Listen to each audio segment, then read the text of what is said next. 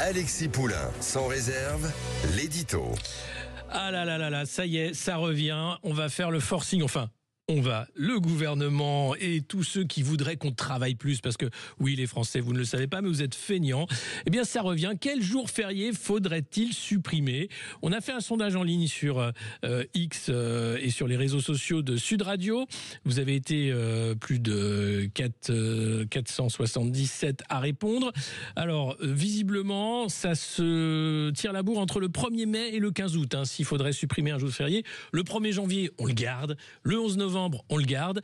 Et pourtant, la question se pose visiblement, à la fois le service public, mais aussi Jean-François Copé, maire de Meaux, qui était hier dans les médias puisque c'était le 11 novembre, à qui on posait la question de ce fameux jour férié qu'il faudrait supprimer.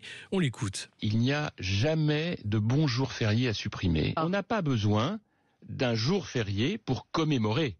Il y a 1000 manières de commémorer sans pour autant ne pas travailler. Ou alors ça veut dire que nous avons 65 millions de Français qui sont au pied des monuments aux morts le 11 novembre. Ça se saurait. Le 14 juillet, tout ça je peux l'entendre, mais en réalité, il me semble que le jour férié, c'est une manière de faire des économies dans un pays qui a besoin de dépenser beaucoup pour préserver notre modèle social. Il faut effectivement travailler plus. Ah oui, il faut travailler plus, nous dit le maire de Meaux.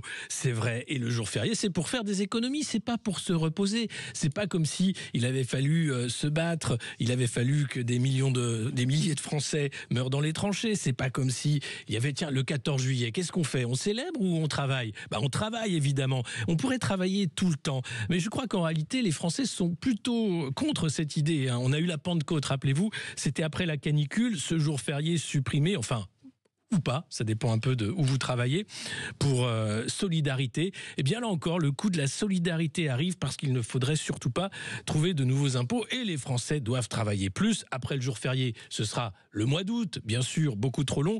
Et puis après, ce sera la retraite, 65, 67, 70 ans. À quel âge faut-il arrêter de travailler? Jamais, diront certains. Évidemment, avec ce genre de politiciens, on peut aller très loin dans la suppression des jours fériés et n'avoir plus rien, alors qu'on s'est battu quand même pour avoir ces jours fériés. Rappelez-vous, et les congés payés, la chance que ça a été. Eh bien, le débat revient et vous pouvez continuer de voter encore sur le sondage sur Sud Radio. Alexis Poulain, sans réserve,